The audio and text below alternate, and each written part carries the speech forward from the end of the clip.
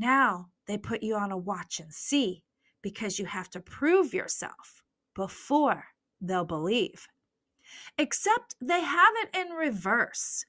They don't know it's belief you must possess first. This is the Dog Sitter's House podcast.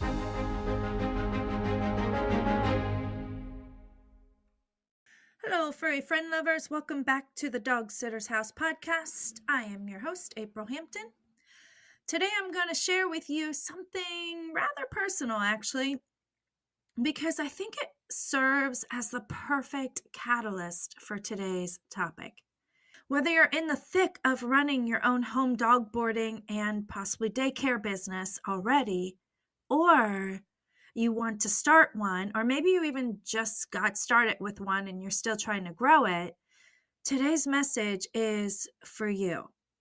But I warn you, it's not for the faint of heart, because it's pretty in-your-face principles that are a tough pill to swallow, that require you to dig deep to possess in order to have a successful business. So what I'm going to share with you today is actually a poem that I wrote when I was just starting my business. And I actually kind of had my fingers in a few different business ideas at the time. So, it wasn't just my dog business that I had been starting. But when I wrote this poem, to give you kind of the background on it, I had just had an argument with my boyfriend at the time. And it was on top of hearing so many other people that, were close to me and that I respected in my life tell me that essentially I was making the wrong decisions, that going into business for myself was the wrong decision, that I should look for a job, whatever. My feelings were still a little raw around the whole situation. And so, sharing this poem with you is kind of vulnerable for me to do. But I think it's important because it serves as a good reminder for me and hopefully for you, because it represents the principles. It represents what you have to believe. It represents where you have to be living from the inside out in order to have a little smoother, but essentially a successful business, in order to make sure that you don't give up, because the only way to fail is to quit. So this can serve as a really good reminder for that. And, like I said, my feelings were pretty raw around this when I wrote it. So, if it comes off as angry in any part, I apologize. It's just how I process my emotions and get them off of my chest so that I can come to terms with it, so that I can heal, so that I can work through the emotions in a healthy way. And so hopefully this helps you. And then after I read the poem, I will go into the principles within the poem and how they apply to you and being an entrepreneur or a dog business owner, however you want to look at yourself. I use those interchangeably: entrepreneur, small business owner, all the same thing to me. So, okay, so I call the poem The Entrepreneur's Battle Cry. I will stand my ground, knowing I won't end up lost, but found. They don't know what's inside, what I feel and what I see, what I know is yet to come and to be. They don't know the fire inside of me, the vision I have for my new reality. They say, do it this way, do it that way. They judge and say I'm doing it all wrong. They say I don't believe in myself, when that's what I've been doing all along. They don't know the path I'm on is carving the way to a brighter day. So I say, thanks for the advice. Now shut up and get out of my way. They think you're taking too long and remind you better hurry up. But they forget the light bulb or Ford wasn't built in a day, and have no trust that things always unfold as they may. They watch you fall and are quick to say, "I told you so," instead of picking you back up. Now they put you on a watch and see because you have to prove yourself before they'll believe. Except they have it in reverse. They don't know it's belief you must possess first. And all the while, it's just my growth exposed for everyone to see, where I falter, where I go backward, and where I succeed. I do myself well when I remember they're under a spell of opinion and not fact. They have no right to voice when they won't first listen, but only react. They have no right inside my head, spinning my wheels and making me question my innate fate, when I'm the one in the arena fighting for my inner great. These words are not for them, but for me, a reminder that their opinion is their heart through the lens of fear, cautioning me because they love me and are weary of which way I will steer. But never fear, for I will be the one to shed the tear if my heart is wrong and my future unclear. I have chosen this path of unknown and lack of guarantees, because any other path would only bring me to my knees. I packed a lot of principles that successful entrepreneurs must live by in order to succeed in this little poem. You know, when you look at how successful entrepreneurs out there in any industry, what principles they had to live by in order to succeed, you'll find common denominators. And these are a lot of the common denominators. Did you happen to notice any of them? Did anything stand out to you? You know, to start with, the overall principle to remember when becoming an entrepreneur is you have to put on your battle gear, your armor, your helmet. You know, back when I did life coaching one-on-one with clients, I used to tell them your brain is listening. I tell them this as a reminder that they needed to put on their imaginary helmet so they could protect themselves from what other people tell them, from taking on other people's limiting beliefs that could cause them to give up, fail, or simply not believe in themselves. As an entrepreneur, you are stepping up to say that you are ready to lead, even if it's just to lead your own life, your own destiny. This means you have to do what you think is right in the end, not what other people think you should do. You can listen to what other people say, and yes, you should consider what other people say and hear them out. And then filter those opinions, because that's what they are, remember, they are opinions, and filter them through how much experience that person has in doing the same thing that they're giving advice on, right? The same way you wouldn't want to take advice on how to lift weights from somebody who's never lifted weights, right? You don't want to take advice on how to drive from somebody who's never driven. Then you probably don't want to take business advice from those who have never been in your shoes and had their own successful business. So it's up to you to choose whose opinions matter. And, you know, even if you do listen to somebody who has been in your shoes, who has a successful business, it doesn't mean you have to accept any of that information as fact, because it's up to you to discern what advice is good for you, for your business, for your values, your goals, your vision. Even if it's a loved one, somebody who is super close to you that you highly respect, being adamant that you're doing something wrong. This takes an incredible amount of self-awareness and humility to look at what you're doing and decide if they are right or wrong. But in the end, you get to decide. The truth is, the majority of people are perfectly happy with their miserable 9-to-5 jobs, because it has great benefits, right? How many times have you heard somebody say that? Like, oh, I can't leave my job because it has great benefits. But meanwhile, every Monday they're living for Friday. When they get to Friday, it's TGIF. Thank God for Friday, right?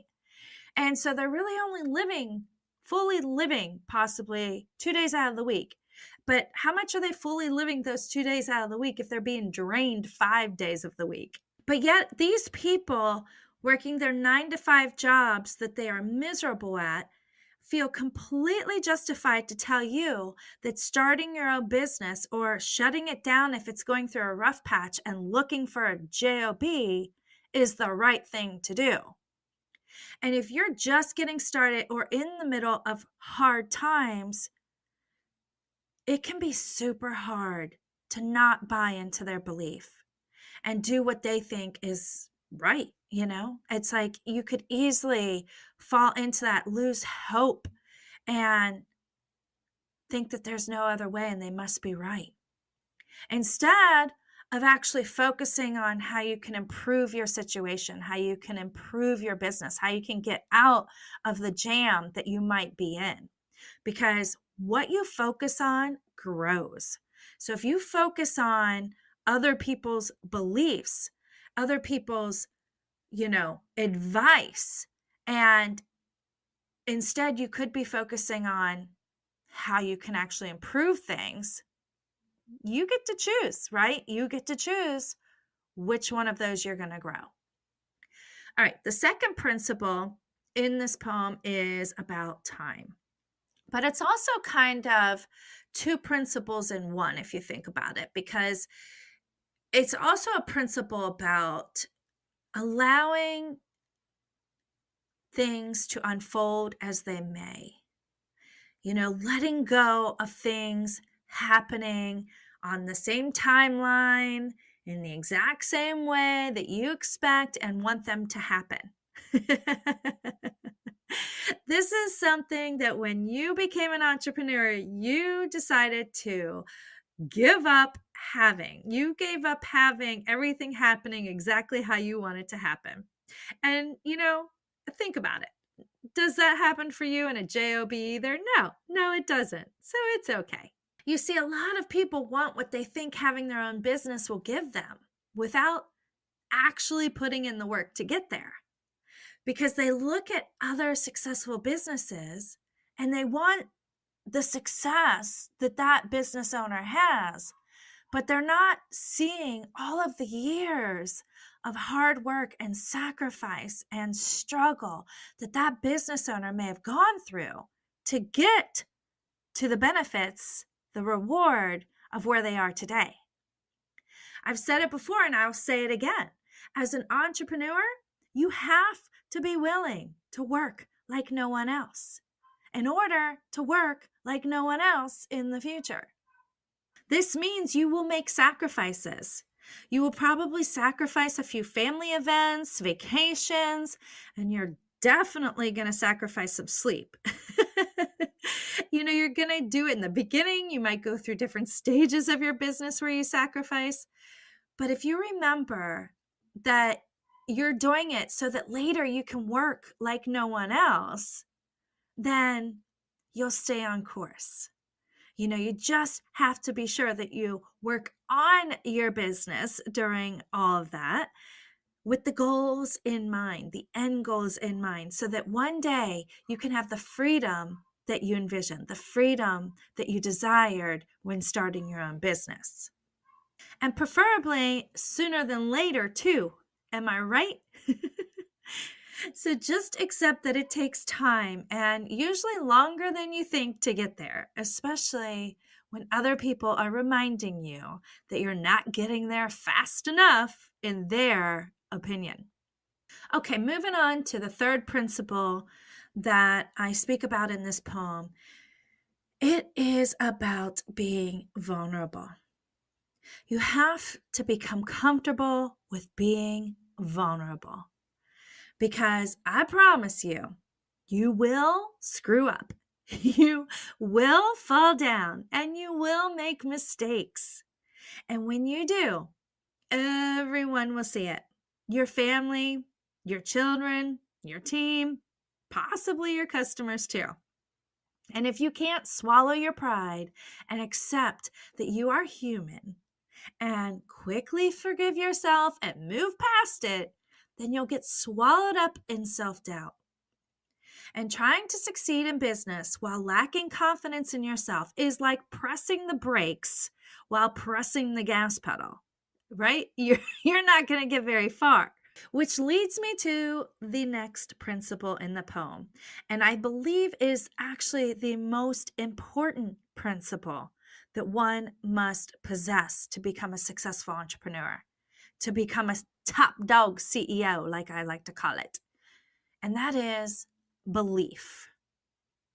Let me ask you, how many times have you heard the saying, "I'll believe it when I see it," right? How many times have you heard that saying, "I'll believe it when I see it"? I know I did 100, if not 1,000 times growing up. If you believe this saying that "I'll believe it when I see it," then you're going to have a lot harder time succeeding as an entrepreneur, because the very essence of an entrepreneur is one who can see potential where no one else does. One who sees things that are not yet materialized and then materializes them. In fact, I would argue that it is belief you must possess first to succeed as an entrepreneur. Think about it. How many things are there in today's world that we take for granted and would not exist if somebody did not first believe that they were possible? Cars, planes, telephones, television, internet, Netflix, Amazon, headphones. I mean, headphones have like completely changed my life, because I don't know where I would be without listening to so many books and podcasts as I've listened to while walking dogs, right? And here's a cool little tip for building belief in yourself, in your ideas, if you are struggling with that at all.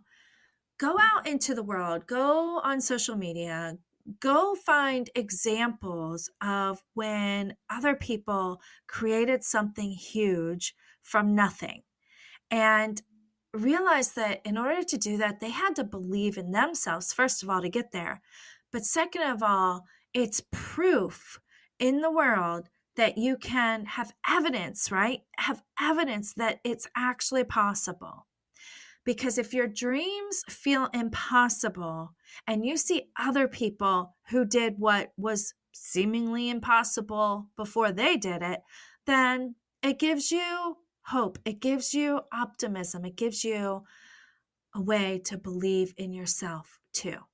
Right? Think about it. I'm not a runner, so I don't know the exact details of this, but remember how for the longest time, the record set for like the quickest mile that somebody ever ran was, XYZ, whatever, a certain time.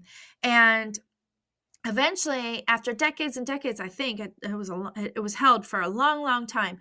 And then eventually some other runner came along and beat the record significantly too. I believe it was pretty significant. I could be wrong about that, but I think it was more than like a tenth of a second or something, right? So they came along and they really blew it out of the water and broke the world record for running a mile in a minute, or in whatever the amount of time was.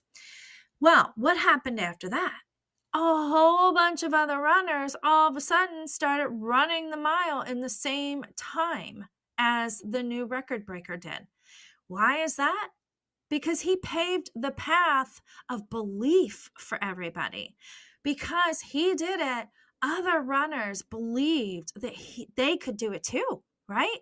So that's what I'm saying. Go out in the world and find other people, other entrepreneurs, other business owners that have accomplished something big, okay?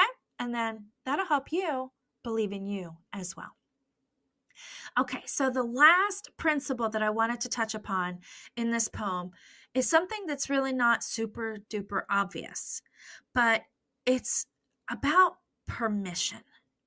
As an entrepreneur, you are by nature not asking for permission to follow your dreams, your heart, your passions, to open up a business, right? You are in fact pulled by your heart and your ideas and your passion. I really hope you're doing it because you love it, not because you just want to earn money or, sit at home on the couch and think that you can just cuddle with dogs all day, because you're going to find out real fast that's not the case. But have you ever wondered if you got an idea to create something new, or even just something in a unique way, or did something in a unique way in your business? Why doesn't everyone else get the same idea? Could it be, this is just me, hypothesizing, could it be that the idea came to you because you are the one meant to turn it into reality? You're the one who's meant to manifest it. Because I like to believe that our higher self sends us ideas because we are the ones meant to materialize them. You see, but what most struggling dog sitters do is make the mistake of copying the competition. They're afraid to step out of the box and do things differently, even when they have a great idea. They fall back on what we've always been taught to do, which is to ask for permission. And this isn't something that's our fault. It's not your fault. You got to realize we were conditioned to ask for permission for everything almost, right? Growing up, we had to raise our hand in the classroom to ask permission to go to the bathroom. Okay. We had to ask permission to take vacations at work, and on and on and on. Whereas successful business owners don't ask for permission. They gather as much information as they possibly can in a reasonable amount of time. Then they combine it with their intuition, they weigh it against their values and goals, and they take action, knowing that they either get what they want or they get what they need, which could just be another lesson, which takes them further. They learn more, they get better, and they grow, and so does their business. Becoming an entrepreneur can be very hard, but so is living for Friday every Monday, just for the benefits. Either way, the path is hard. You just have to choose which hard you want to go for. And the difference is, as an entrepreneur, you have the freedom to innovate ways that you can turn what's hard, quote unquote, to easy, so that eventually life is easier more than it is hard, if only you believe first. You feel me? So here's my suggestion. Go back and listen to this episode another time. Let things sink in. One of the best things that I ever did without realizing it was to listen to podcasts and audiobooks about entrepreneurship, about small business, about, you name it, anything I was trying to succeed in, any of my goals, about, nutrition, eating healthy, you name it, everything in my life. I would listen to these while walking dogs. And as a dog professional, you can completely understand how many times you are distracted on a walk with dogs, right? I mean, you got squirrel over there, you got a bunny rabbit over there, you got another dog, you got a dog barking at you from a yard, you got a car passing by, you got some neighbors walking by and want to talk to you. I mean, you have 100 gazillion distractions on one dog walk, right? And every time I would get distracted, I'd be like, oh, wait a minute. What did they just say? What did they just say? And I'd rewind. Well, the beauty of it is I'd rewind, I kid you not, I'd rewind some sentences like 5, 10, 15, 20 times. And I'd sometimes get frustrated. But what I didn't realize is that every single time my subconscious heard it, whether I consciously heard it or not, my subconscious heard it. And eventually I ingrained these principles over and over and over again into my neural network. And I created new neural pathways so that I can live from the inside out like a successful entrepreneur before I became a successful entrepreneur. And I really, truly credit that to a lot, if not the majority of my success that I've seen so far. And I still have a ways to go, okay? But I don't think I'd be where I'm at today if it wasn't for that. So rewind, listen to it again, do yourself a favor, and ingrain these principles into your mind, body, and soul so that you can live them from the inside out and become a successful entrepreneur. So thank you so much for listening. I appreciate you being here. I hope this helps. And until next time, happy tales to you.